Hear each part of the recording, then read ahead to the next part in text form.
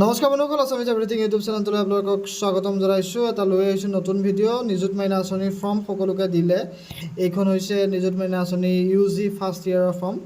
এতিয়া সকলোৰে প্ৰশ্ন হৈছে নিযুত মাইনা আঁচনি second sem, third sem, fourth sem, fifth sem এইখিনি ষ্টুডেণ্টৰ কাৰণে দিয়া নাই কিয়? এতিয়া ফ'ৰ্থ চেম নাই, ছেকেণ্ড চেমো নাই, থাৰ্ড আৰু ফিফ্থ আছে। এইসকলৰ কাৰণে কিয় দিয়া নাই? পষ্ট গ্ৰেজুৱেটৰ যিসকল অলৰেডি পঢ়ি আছে সেইসকলক কিয় দিয়া নাই সেই বিষয়ে এটা সকলো মনত প্ৰশ্ন আহিছে। তেওঁলোকে পাবনে নাপায়, কেৱল ফৰ্ম থকাখিনিহে পাব নেকি, এইখিনি এটা প্ৰশ্ন আহিছে। এইখিনিতে কওঁ যে এইখন ফৰ্ম আপোনালোকে যিসকলে পাইছে সেইসকলে ভালদৰে পূৰাই ল'ব। সমৰ্থৰ ৰেজিষ্ট্ৰেশ্যন নাম্বাৰটো কিন্তু দিবলৈ নাপাহৰিব। এতিয়া যদি আমি আসাম ডাইৰেক্টৰ অফ হায়াৰ এডুকেশ্যনৰ ৱেবছাইটত যাওঁ, ৱেবছাইটত গৈ আমি যদি নিযুত মাইনা আঁচনিৰ যিখন অফিচিয়েল গাইডলাইন, সেই গাইডলাইনখন আমি যদি চাওঁ, সকলোৱে হয়তো বাৰে বাৰে পঢ়ি হয়তো বুজি পোৱা নাই চাগে বহুতে, কিন্তু বহুতে হয়তো বুজি পাইছে। ইয়াত কিছুমান কথা লিখা আছে, কোনে কোনে নাপায় সেইখিনি ডাইৰেক্টলি ইয়াত লিখা আছে। বিয়া হৈ যোৱা ছাত্ৰীসকলে এইটো নাপাব, যিসকলে আণ্ডাৰ গ্ৰেজুৱেট কৰি আছে সেইসকলে এইটো নাপাব। ইয়াত ডাইৰেক্টলি লিখা আছে যিসকলে প্ৰাইভেটত পঢ়ি আছে সেইসকলেও নাপাব, আৰু যিসকলে অ'পেন ডিষ্টেঞ্চ লাৰ্ণিঙত পঢ়ি আছে সেইসকলেও নাপাব। অৰ্থাৎ ডিব্ৰুগড় ইউনিভাৰ্চিটি, গুৱাহাটী ইউনিভাৰ্চিটিৰ যিসকলে অ'পেন ডিষ্টেঞ্চ লাৰ্ণিঙত পঢ়ি আছে সেইসকলে নাপাব, আৰু চেণ্ট্ৰেল ইউনিভাৰ্চিটিখিনিৰ কাৰণে নাপাব। পাবনে নাপায় ইয়াত কোনো ধৰণৰ তেনেকুৱা লিখা নাই। আৰু যিসকল ছাত্ৰীয়ে প্ৰজ্ঞান ভাৰতী আণ্ডাৰত স্কুটি পাইছে সেইসকলেও নাপাব। কিন্তু ইয়াত এটা কথা লিখা আছে যে যিসকল ছাত্ৰীয়ে state university, government college, provincial college, government model কলেজত ভৰ্তি হৈ আছে আৰু আগৰে পৰা মবিলিটি গ্ৰাণ্ট স্কিমটো পাই আছে, অৰ্থাৎ পুৰণা ছাত্ৰীসকলে মবিলিটি গ্ৰাণ্ট স্কিমৰ আণ্ডাৰত পইচা এটা পাই থাকে কিতাপ কিনাৰ কাৰণে, হোষ্টেলৰ ফিজ এনেকৈ পাই আছে, তেওঁলোকক পইচাটো দিয়া হ'ব। আৰু সেই যিটো মবিলিটি গ্ৰাণ্ট স্কিমটো, সেই স্কিমটো এতিয়াৰ পৰা নাথাকিব। সেই স্কিমটো এতিয়াৰ পৰা নিযুত মাইনা আঁচনিৰ লগত মাৰ্জ হৈ যাব, তাত একেলগ হৈ যাব। গতিকে যিসকলে সেই নিযুত মাইনা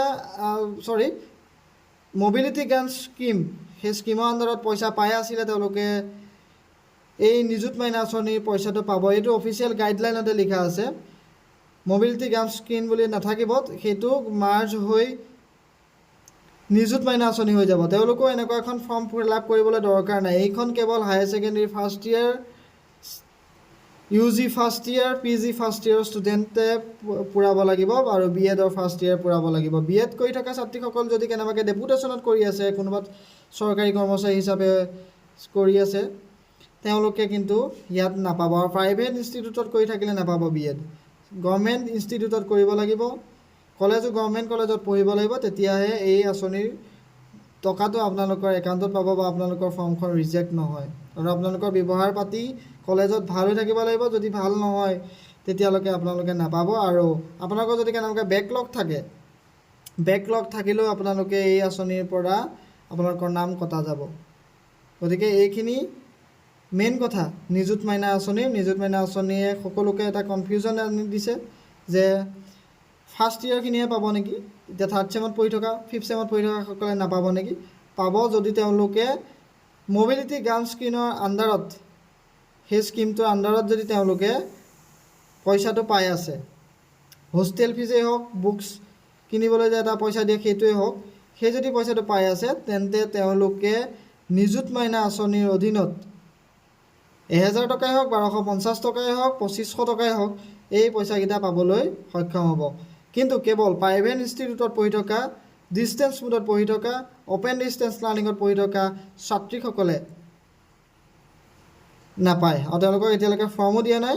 আৰু যদি আপোনালোকে স্কুটি পাইছে, স্কুটিত নাম আহিছে, যদি আপোনালোকক নিযুত মাইনা আঁচনি লাগে, তেতিয়াহ'লে স্কুটি আপোনালোকে নলওঁ বুলি লিখি দিব লাগিব। লিখি দিলেহে আপোনালোকে এই আঁচনিৰ পইচাটো পাব। আৰু এই আঁচনিখনৰ ফৰ্মখন আপোনালোকে ভালদৰে পূৰাই ল'ব, ডিটেইলছটো আপোনালোকে পূৰাই ল'ব এনেদৰে।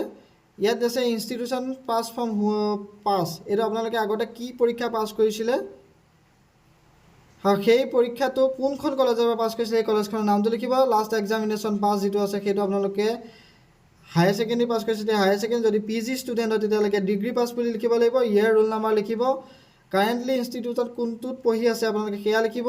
নেম অফ ইউনিভাৰ্চিটি, অৰ্থাৎ যদি আপুনি কলেজত পঢ়িছে সেই কলেজখন কোন ইউনিভাৰ্চিটি আণ্ডাৰত আছে সেইটো আপোনালোকে ইয়াত ভৰাব লাগিব। তাৰপিছত আপোনালোকে account number, IFSC code, bank number, account হোল্ডাৰৰ নাম, ব্ৰাঞ্চ এইখিনি ভৰাব।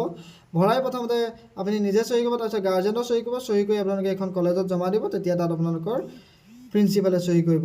এয়াই আছিল আজিৰ ভিডিঅ'। আশা কৰিছোঁ ভিডিঅ'টো চাই ভাল পালে, ইনফৰমেশ্যনটো ভাল পালে ভিডিঅ'টো লাইক কৰি দিব, শ্বেয়াৰ কৰি দিব, আৰু যদি চেনেলটো ছাবস্ক্ৰাইব কৰা নাই ছাবস্ক্ৰাইব কৰি দিবলৈ নাপাহৰিব। ধন্যবাদ।